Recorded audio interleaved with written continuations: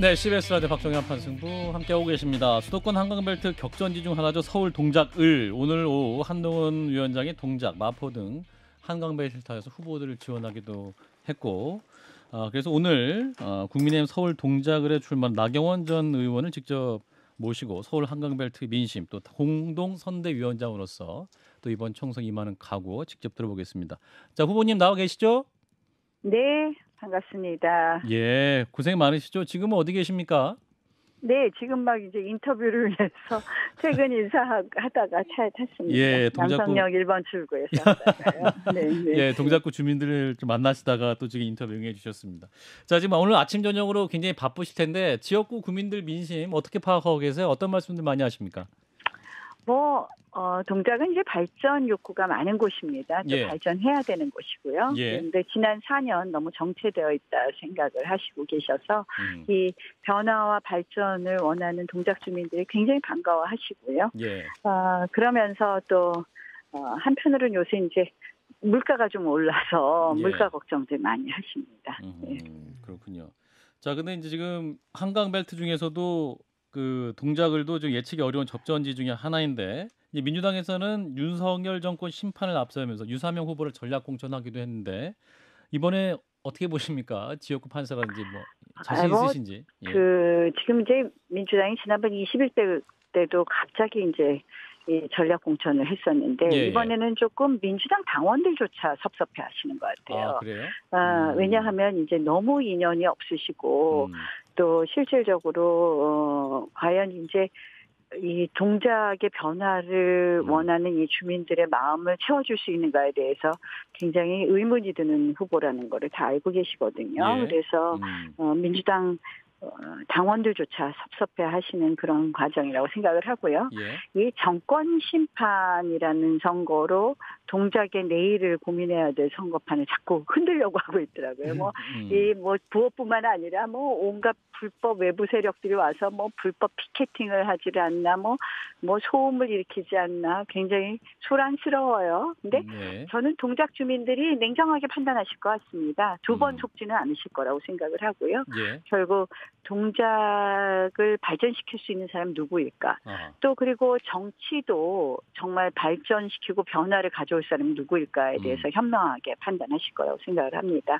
저는 사실 21대 국회가 가장 최악의 국회였다고 생각을 하는데요. 예. 결국 의회가 극단적으로 대립을 하면서 어떤 것도 사실 해결해내지 못했거든요. 그래서 저는 의회 민주주의가 이렇게 실종된 의회가 굉장히 마음이 아팠고요. 거기 핵심은 이제 합의 정신이 실종되었다는 거예요. 예. 뭐든지 그냥 일방적으로 이렇게 통과되고 이런 게 많아서 이 합의 정신을 복원하고 의회 민주주의를 복원하는 역할. 그래서 좀 더 정치가 국민을 위한 정치를 할 수 있는 그런 역량도 누가 할 수 있는지 다 아실 거라고 생각합니다. 네.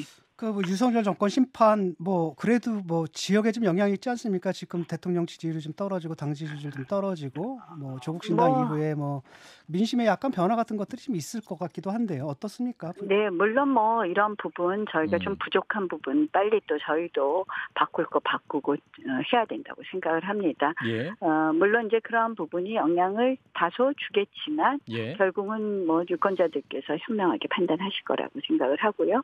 저희도 제가 이제 선대위원장을 맡게 되었는데요. 저희도 계속 노력하고 있습니다. 민심에 맞는 그런 우리 정부나 또 정당의 모습이 되기 위해서 더 노력하겠습니다. 유사명 민주당 후보가 이제 저희 방송에 이제 지지난주에 나와가지고 했던 말은 이제 동작을의 의견 전혀 없지 않냐 그런 질문에 대해서는 나경원 후보님은 그러면 그렇게 오래 사시면서 뭐 하셨냐 이렇게 또 답변을 했거든요. 후보님 어떻게 답변하시겠습니까? 동작 주민들이 잘 알고 있습니다. 제가 그 어려웠던 숙제인 서리풀 터널을 뚫는데 들었고 그 이후에도 동작에 정말 제가 곳곳을 다니면서 제 손길을 정말 많이 느끼고 있고요. 그동안 여러 가지 체육관을 짓거나 도서관을 짓거나 이런 걸 다 제 손길이 갔던 그런 거고 제가 얼마나 많은 또 저도 주민들하고 소통하고 했던 것은 주민들이 잘 기억하십니다.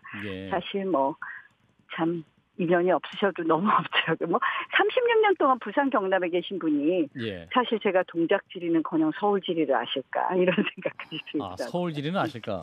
네. 동자극을 교육 특구로 만들겠다는 공약을 내세우셨는데 네. 그 지역구민들 사이에서 이런 바람이 굉장히 큰 모양이에요.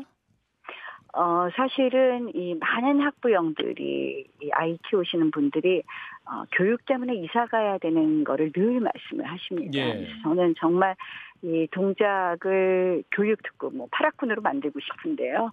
여러 가지 방법이 있는데 정말 과학 중점 자율 중학교 또 IB 프로그램을 도입해서 고등학교에 정말 국제고 같은 프로그램이 들어가도록 하고 또 학군도 조정하고 해서 뭐 아이들이 가고 싶은 학교를 정말 선택할 수 있는 선택권을 넓혀주고 소위 이제 우리 아이들이 한 36%가 관악구 고등학교를 막 버스를 갈아타고 가거든요. 예. 그래서 길 건너 바로 서초구 고등학교인데 왜 우리가 그렇게 가야 되냐. 그래서 이런 학군을 조정해서 서초구 고등학교 가고 싶은 아이들은 갈 수 있는 비율을 훨씬 높여주는 거 뭐 이런 거를 그동안 뭐 교육 전문가들하고 여러 가지 논의를 해서요. 예. 많은 솔루션을 가지고 있습니다. 그래서 예.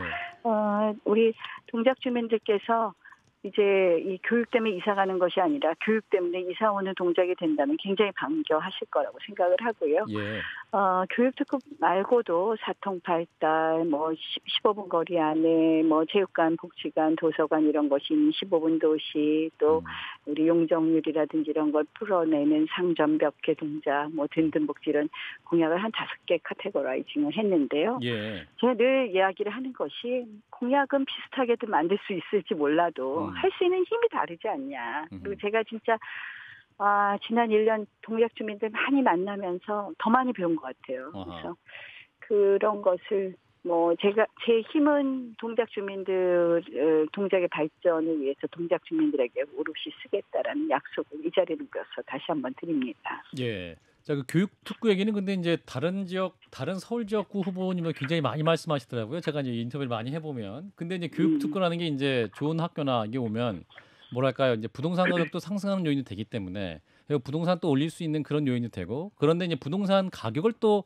잡아야 하는 정부 입장도 있고 오히려 청년들은 부동산이 더 올라가면 내 집 마련의 꿈이 더 사라지기 때문에 그런 좀 뭐랄까요, 이거 미래 세대를 위해서는 어떤 게 옳은 것인가에 대한 충돌이 있는데 의원님 후보님 어떻게 판단하십니까? 그건 그렇게 볼 건 아니고요. 예. 상대적으로 재산 가치가 증가하느냐 하는 문제이겠죠. 예.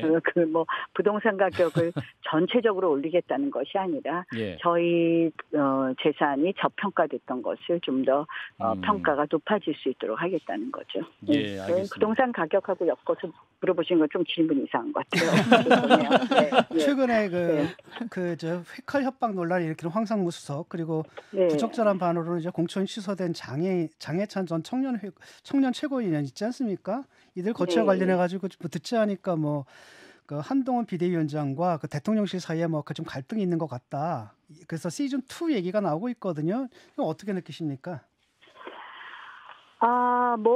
조금 이제 다소 민심을 전달하는 데 있어서의 이렇게 온도 차이가 있는 것 같아요. 네. 또 이제 우리 호주 대사 문제도 있고 그러니까 이제 이게 법적인 문제 이런 문제하고 또 이 정서적인 문제하고 또 다른 부분이 있고요. 팩트하고 인식하고 차이가 있잖아요. 예. 그래서 이제 민심을 전달하는데 다소 간극이 있고 또 그렇지만 저는 궁극적으로 잘 갈등을 조정해서 해결을 할 수 있다 이렇게 생각을 하고요. 또 해결해야 된다 이렇게 생각합니다. 저 연장선상에서 하나를 엿주자면, 그러니까 이종섭 전 장관의 문제도 호주 대사로 임명하는 게 대통령의 인사권 문제고, 또 황상무 수석의 거취와 관련해서도 대통령의 인사권의 그 범위 안에 있다 보니까 당에서 요구를 하더라도 사실상 칼자루를 쥔 거는 대통령이나 대통령실 아니겠습니까? 그러면 당으로서는 이게 수도권에서 선거 뛰는 후보자분들은 상당히 어렵다라고 하는데 그냥 수세적으로 기다리기만 하면 되는 것인지 아니면 다른 보관이 있으신지. 왜냐하면 요즘 후보님께서 그래도 딱 정확하게 좀 쓴소리를 하고 계시는 것 같아서 한번 여쭙습니다. 저희가 이제 여러 가지 의견을 표명을 했고요. 예. 이러한 것에 이제 결론을 만들기 위해서 또 여러 가지 대화를 나누고 있다는 정도로만 말씀드리겠습니다. 네. 그렇군요. 자, 청취자 질문 하나 가지고 와서 그 얼마 전에 유상명 후보의 홍보 포스터가 하나 논란이 됐는데 네. 이제 뭐뭐는 밟아야 제맛이다 문구와 함께 무언가를 밟을 듯이 다리를 일고 찍은 이제 유 후보의 포즈 사진 합성한 이미지였는데요. 이게 이제 후보 측은 알고 야권 성향의 한 페이스북 페이지에서 이제 게시한 것으로 밝혀지기도 했는데 후보님께서 이런 해프닝을 어떻게 보시는지요?라는 질문입니다. 저는 사실 이 정치가 이렇게 돼서야 될까 하는 생각이 듭니다. 예. 사실은 굉장히 이게 여성을 성적으로 비하하는 그런 포스터였다는 거고요. 카드 뉴스였다는 거고요. 네. 이제 후보 측에서는 유 후보 측에서는 뭐 캠프에서 제작하지 않았다 뭐 이렇게 해명하고 했는데요. 예. 사실 사용하지 말아달라 뭐 이런 정도만 했는데 아니 그게 사실이라면 본인의 뭐 얼굴과 이런 걸 동용한 거 아닙니까? 그러면 본인이 그 고발해서 그 네티즌은 그 책임을 물어야 되는 거 아닙니까? 저는 사실 참 정치가 이렇게 되는 것도 굉장히 아쉽고요. 예. 유 후보 측의 대응도 너무나 미온적인 부분에 있어서 굉장히 이게 정치 발전에 좀 적극적으로 동참해야 되는 것 아닌가 이런 것이 되풀이돼서는 안 되잖아요. 예. 그러면 본인의 이 초상권을 마음대로 사용했는데 한번 본인이 고발해서 책임을 물어야 되는 거 아닐까 이렇게 생각을 합니다. 본인도 정말 문제라고 생각한다면 본인이 더 적극적으로 대응했어야 되는 사안이다. 이런 판단이시군요. 네, 네 그렇습니다. 네. 자, 이제 후보님이 국민의힘 공동선대위원장 맡고 계신데 오늘 이제 중앙선대위 발대식이 오늘 있었죠? 네, 그렇습니다. 예, 한동훈 위원장이 이제 남은 22일간 죽어도 서서 죽겠다라는 자세로 뛰겠다는 각오를 밝힌 게 화제가 되기도 했는데 네. 후보님은 어떻게 보십니까? 그래도 이제 국민의힘 내부에서도 이제 수도권 위기론이 다시 좀 부상이 되고 있는 상황이기도 한데 이거 어떻게 극복할 수 있을지 판단하시는지요? 민심과 좀 거리가 있는 부분은 차근차근 빨리 정리해야 된다고 생각을 합니다. 저는 사실 이제 의대 정원 문제도 이제 좀 빠르게 정리를 좀 해야 되지 않느냐. 아하. 양측으로 극단으로 지금 자꾸 치닫아서는 안 되고 많은 분들이 걱정하시잖아요. 그래서 이런 부분까지 포함해서 저는 이제 이렇게 국민들께서 걱정하시는 걸 하나하나 이렇게 정리를 해가면 다시 국민들께서 냉정하게 판단하실 것 같습니다. 정말 21대 국회가 우리 민생과 관련된 법안은 정말 제대로 처리 못하고 온통 21대 국회 내내 한 게 탄핵, 특검 이것밖에 없었거든요. 네. 그래서 이제는 좀 미래를 위해서 저는 지금 굉장히 대한민국이 위기라고 생각을 하는데요. 두 가지 위기잖아요. 저출산하고 기후. 그렇죠. 이 위기에 그러니까 대비를 하는 이거를 극복하는 이런 게 아니라 그 위기에 대응하는 국가 시스템의 개혁이 필요해요. 그러려면 22대 국회는 굉장히 일하는 국회가 되어야 되는데요. 이런 부분 국민들께서 미래를 위한 선택 잘 해주실 거라고 생각합니다. 후보님께서 이제 공동선대위원장도 맡고 계시기 때문에 아마 지원 유세도 많이 하실 걸로 예상이 되는데요. 사실 지난번에 의원님과 관련해서 그러니까 후보님과 관련해서 연판장 돌렸던 초선 의원님들 계시지 않습니까? 대부분이 공천을 또 받았다라고 그 퍼센테이지까지 언론에서 나오는데 그분들에 대해서도 지원 요청이 들어오면 과연 그 요청을 받아들이실까 좀 개인적으로는 궁금하더라고요. 이미 무슨 선거사무소 개소식 축하 영상 같은 걸 요청을 받았었고요. 그러세요. 여러 가지 저도 많은 제 아픔도 있었고 하지만 사실 또 미래를 위해서 우리가 또 잊어야 될 건 있고 또 기억해야 될 건 기억해야 되고 하는데요. 같이 또 영상 찍어서 보내드리기도 했습니다. 댓글로 대인배시다라는 댓글이 올라오고 있네요. 근데 아까 이제 의대 증원 문제, 정부와 이제 의사협회와의 협상이 좀 필요하다 말씀하셨는데 사실 저희가 이 아이템을 계속 다루면서 보면 우리 대통령의 입장이 2,000명 증원에서 한 명도 타협할 수 없다. 또 강경한 입장이 나오고 있기 때문에 사실 이게 또 접점이 과연 마련될 수 있을 것이냐. 이를테면 이제 정부로서도 이게 출구 전략을 잡기가 좀 어려운 측면이 있기 때문에 이 증원 문제의 피로감이 커지는 측면도 있는 것 같거든요. 후보님은 어떻게 판단하십니까? 정부가 좀 전향적으로. 대통령 말씀이 100번 맞죠, 원래. 2,000명 정도는 증언해야 되는 거고, 예. 뭐 이때 맞지만, 지금 이제 현실적으로 이렇게 오랫동안 갈등이 되니까, 예. 뭐 이런 부분에 대해서 충분히 좀 대화를 해야 되는 것 아닌가 이렇게 생각합니다. 그 대화를 시작하려면 일단은 그 2,000명이라고 못 박아놓은 부분 있지 않습니까? 그 부분을 네. 이동화시키지 않고서는 평에서만 뭐, 달릴 것 같거든요. 그래서 그런 과정 속에서 뭐 당에서 역할 같은 게 좀 있어야 될 것 같은데. 뭐 충분히 예. 여러 가지 이 정말 선거가 또 좋은 거는요. 예. 정말 많은 분들을 하루에 만나 뵙고 이게 그냥 길거리에서 악수하고 명함만 드리는 게 아니잖아요. 그렇죠. 예. 뭐 특히 또 저는 뭐 워낙 또 이제 많은 분들 이렇게 만나면 이렇게 말씀 많이 하시죠? 예. 그리고 또 말씀 많이 들으려고 그래요. 예. 잠깐이라도 하면은 그러니까요. 그런 거를 이제 많이 전달을 하려고 하고 있습니다. 그리고 아마 선거 과정에 많은 후보들이 그런 이야기를 용산에도 전달을 하고 있는 것을 알고 있습니다. 예. 그런 목소리가 또 전달에 대해서 반응이 나올 것이다라는 말씀이고. 자, 그리고 이제 국민의힘의 위성정당인 국민의 미래 비례대표 명단이 이제 공개가 됐습니다. 그런데 이제 이게 친윤인 이철규 의원이 호남 인사들이 후순위에 배치됐다. 그리고 김혜지 의원이 2번 연속으로 이제 비례 명단에 올라왔다. 이런 점을 지적을 하면서 다시 좀 정리할 필요가 있다는 취지로 말을 하고 있습니다. 이게 지금 다시 어떤 정리되거나 혹은 순번 조정이라거나 새로운 인물이 들어갈 수도 있는 그런 상황인가요?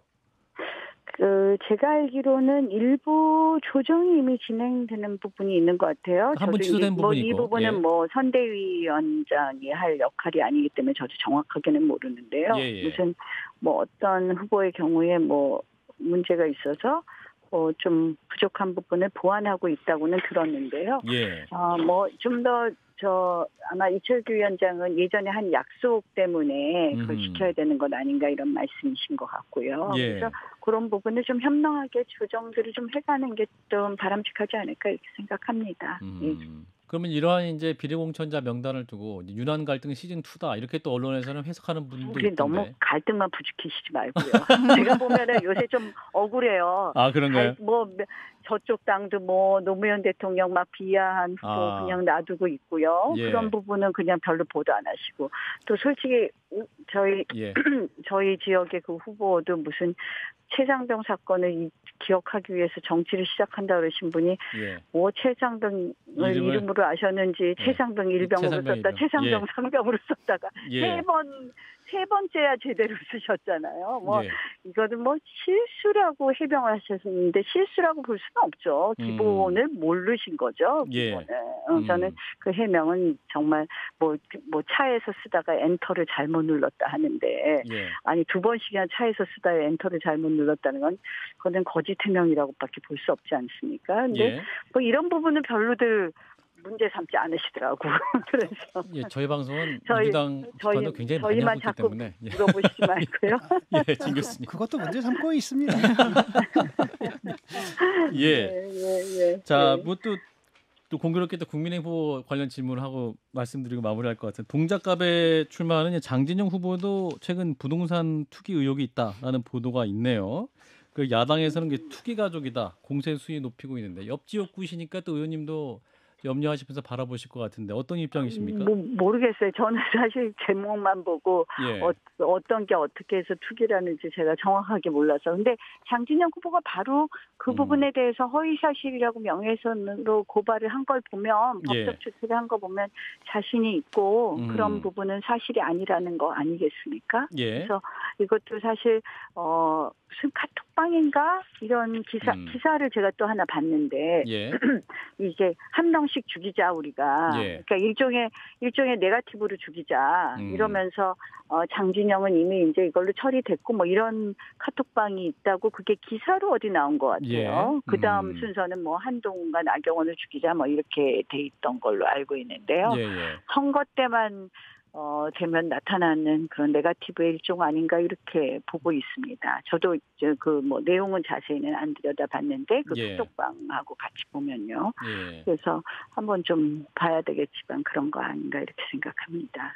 자, 오늘 더불어민주당 이재명 대표가 이제 최대 151석이 희망이다. 현재 판세를 두고 이렇게 얘기하고 있습니다. 그리고 이제 국민의힘이 170석까지도 할 수 있다. 그래서 그런 의미에서 본인들의 지지층이 결집돼야 되다 이런 메시지를 내고 있는데 이재명 대표 이런 메시지는 후보님 어떻게 듣고 계십니까?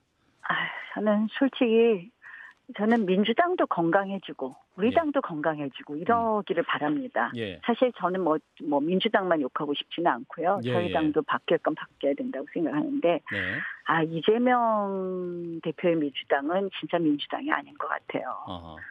이재명 대표의 사당이지. 사실 뭐 공천 과정에서도 뭐 친명횡재, 비명횡사 뭐 예. 그런 것도 많이 불거졌고요. 예. 그 사실 지금 이제 이 야당으로 등장한 이재명의 대표의 민주당도 그런 모양이고, 뭐 소수 기득권 세력들의 독점적인 정당, 뭐 이재명 사당화라고 말을 할 수 있고, 예. 또 조국 혁신당은 뭐 전부 면면이 보면 전부 재판받는 사람이에요. 2심까지 유죄를 받은 조국 전 장관, 뭐 황운하 전 의원, 황운하 의원, 뭐 1심 유죄 받은. 도대체 이거는 전부 다 뭐 21대 국회는 이재명 방탄으로 국회가 흘러갔다면 예. 22대 국회는 또 조국 방탄이 되나 하는 정도라서 이건 아니지 않나. 그래서 좀 건강한 민주당이 생겨서 또 우리도 더 건강해지고요. 그래서 좀 건강한 여야가 있으면 국민들이 더 좋아하시지 않을까. 이런 생각해 봅니다. 네, 이번 22대 총선이 그러한 총선이 되어야 한다. 그런 바람을 그래서 말씀해. 저는 뭐 총선 심판 뭐 무슨 심판 하는데 22대 지금 선거는 정치 심판하자는 게 국민들 생각 아닌가 이렇게 생각을 하고요. 저희가 그래서 정말 이 짧은 기간이라도 더 저희가 우리 개혁 오늘 정치 개혁하겠다라는 얘기도 했는데요. 예. 개혁하고 우리가 미래 아젠다들을 더 국민들한테 가까이 내놔야 된다. 그래서 저희가 뭐 1호 공약도 오늘 공약 택배도 했는데 저출산 관련된 공약 택배 하지 않았습니까? 예. 그래서 저희는 그런 노력 더 해야 된다고 생각합니다. 예, 마지막으로 귀한 시간 내주셨는데 동작을 주민들께 하실 말씀 있으면 해주십시오. 30초 드리겠습니다. 네, 정말 동작에서 태어난 나경원, 동작에 진심을 다하고자 그동안 여러분들과 너무 소통 많이 하면서 많이 배웠습니다. 제가 배운 것, 또 저의 모든 역량 동작을 위해서 돌려드리고 싶습니다. 꼭 믿어주시고 지지해 주시면 동작의 변화, 또 대한민국 정치의 변화 반드시 만들겠습니다. 네, 후보님 말씀 고맙습니다. 네, 고맙습니다. 네, 서울 동작을 해서 뛰고 있는 국민의힘 나경원 후보였습니다.